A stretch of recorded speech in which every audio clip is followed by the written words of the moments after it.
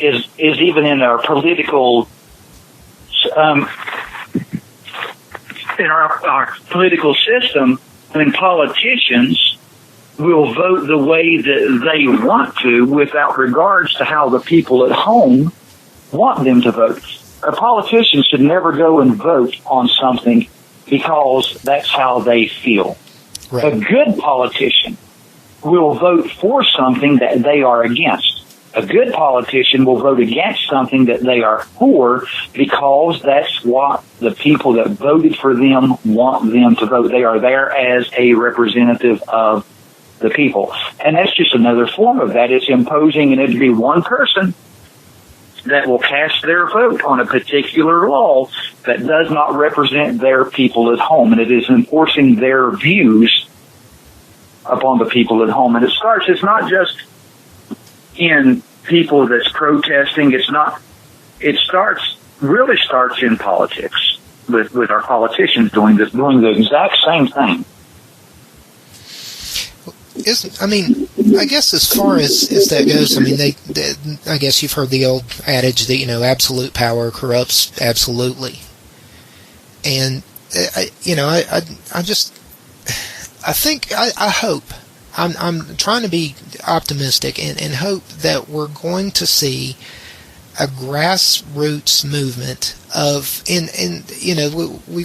we've heard the term the greatest generation, but if another greatest generation doesn't step up,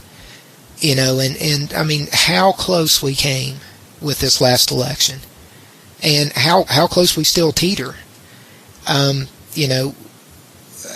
if we don't have a generation that hears the things that these politicians are actually saying instead of just hearing what they're fed in the media, then I think we could just maybe throw the towel in. We've seen the dumbing down of society. The Common Core math, things I look at and I probably would flunk out. I just don't see the logic in it. We were shown a different way, and I think it was a better way. And, yes. It all goes back to basically a sort of a plan. Have you ever heard of the Rules for Radicals by Saul Alinsky? Yes. Okay, and we have politicians, who were admired and were mentored by this man who, in Rules for Radicals, and this is the playbook. This is the playbook that they use. And these people are in power. And, this book dedicated to Lucifer, the first rebel, or first radical, I think, was the inscription. And, you see people like the French president coming out, to the European Union anthem in front of a pyramid that, basically has been referred to. It was built by commissioned by President Mitterrand, and it was finished in 1989. It's rumored, and there have been pamphlets and brochures that came out around the time that it was built, that it's got 666 individual panes of glass. And the man, you can Google it. I'm going to put it underneath the media player. He's standing in front of this pyramid at the Louvre, and there's a big there's a huge eye above it. It's just it's just surreal to see that they're that out in the open. And people still, it's like the emperor isn't wearing any clothes, but nobody really wants to say it. Yeah. If people shopped, now I'll say this: if Christians shopped the way that the Bible teaches to, if they voted the way the Bible teaches to, if you notice in the obituaries, 99% of the people are Christians. It says. Now I don't believe that. The Bible says that few there be that find it. So, but everybody claims religion on a deathbed. But if people voted and shopped, in the book of Revelations, it talks about not being able to buy and sell in the end time. And everybody preaches that there'll be no money. And I don't believe that's what it means. If we shop the way the Bible teaches us to, and if a business comes out and says, listen, I'm throwing all kinds of money toward same-sex marriage. I'm throwing money towards Planned Parenthood. I'm throwing money to bring Muslim refugees to America, and as we've talked before, the percentage just isn't there. There are all kinds of Christian refugees in these countries, and 2 or 3% of them get brought over in it's 97. I'm sorry. I think the actual number, and I'll have to look it up, but if I remember correctly, it's 0.2% actually make it in. Yeah, and the rest are the Muslims. So they're not bringing the Christians. The Christians are not the refugees that's coming in. It's the Muslim refugees, and that's scary. Now, but if Christians voted the way that the Bible teaches to, it's going to get to a point that you cannot buy or sell. I refuse to shop somewhere if I know that they're putting money, if a certain organization is putting money towards Satan worship, I will not shop there no more. If a certain brand comes out and says we're throwing money toward the gay community, I don't buy their stuff anymore.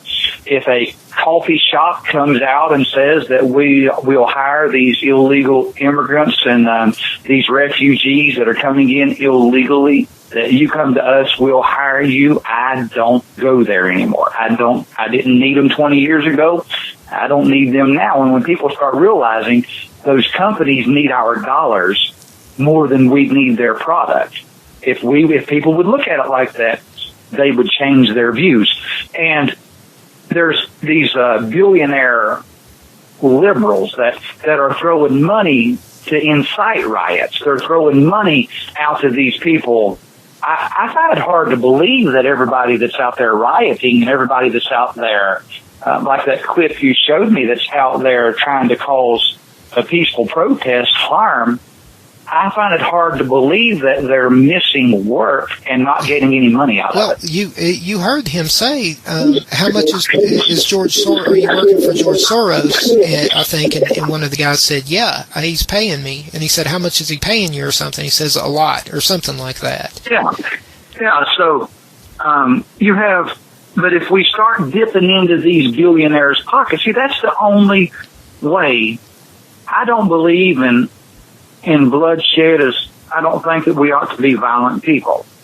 I'm against that.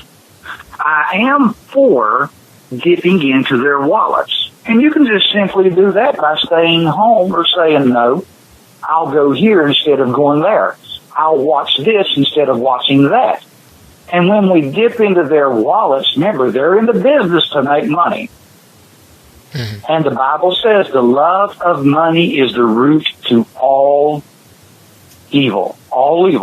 If Soros, which is a cancer in America, if he is throwing money at these things, well, it looks like, Stephen, he is really convicted by his beliefs. He's throwing a lot of money in it. If he's throwing money in it, he's getting a lot more money out of it. The Bible says the love of money is the root to all evil. He's doing it because there's something in it for him. But if Christians, not just Christians, whether you're Christian or not, if people would simply keep their money and spend it in a place that's neutral. Go shop it. You want a sandwich? Go get a sandwich somewhere that they're neutral, they don't get political, or they have Christian views. Right.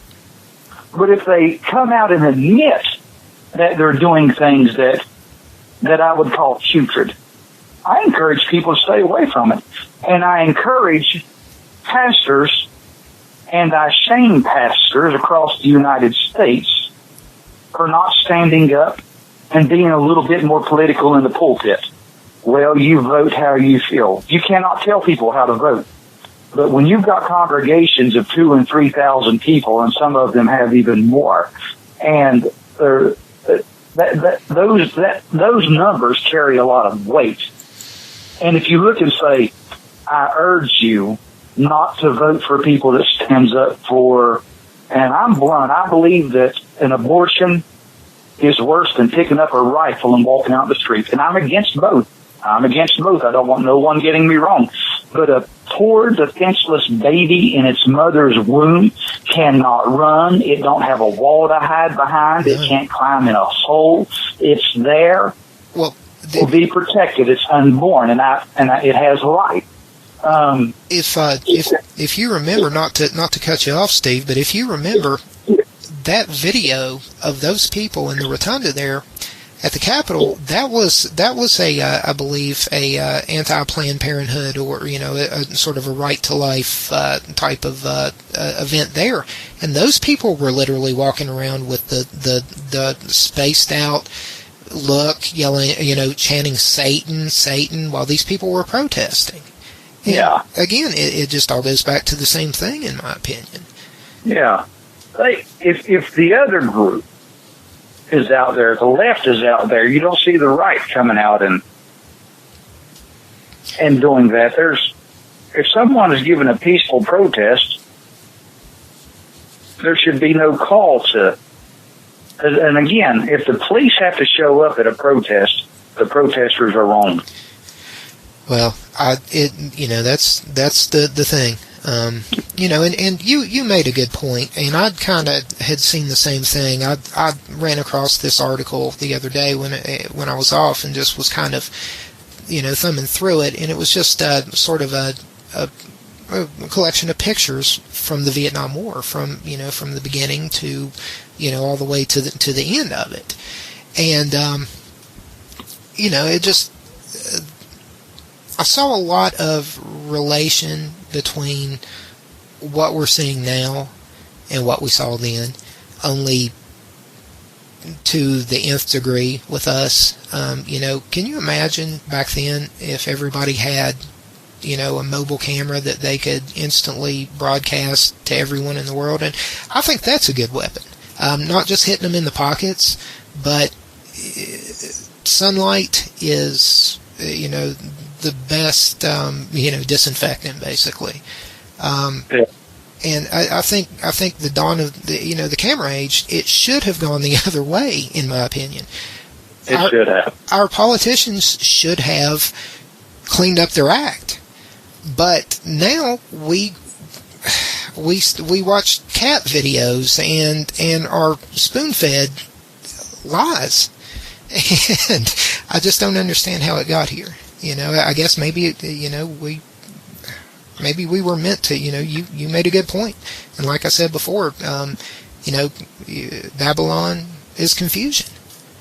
Yeah, that is exactly what it means. They, as we've said before, in World War I, and then in World War II, people would gather around the radios to hear the president giving an address on the war, and they would hear through the radio how things were going, and then even through the Vietnam War.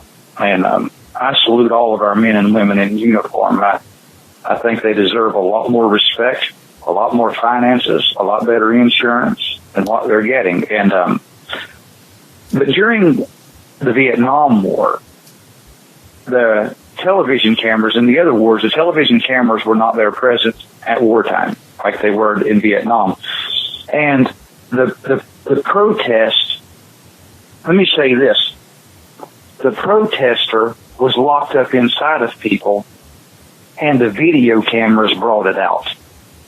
Right. They wasn't protesting so much the other wars the way they did Vietnam, because they were not being televised as much. In Vietnam, and I don't think that the media meant to incite protests like that, but it's almost like throwing fuel on a fire. The fire was already there. If you have someone that, especially during that era, they would call our soldiers murderers, and the American soldiers in Vietnam, now, this was not something that America brought out of the enemy. When they went over there and they would strap bombs to children and send them into the American camps, they didn't do that because America was over there. They were doing that during the Civil War before America ever got involved in it. Right.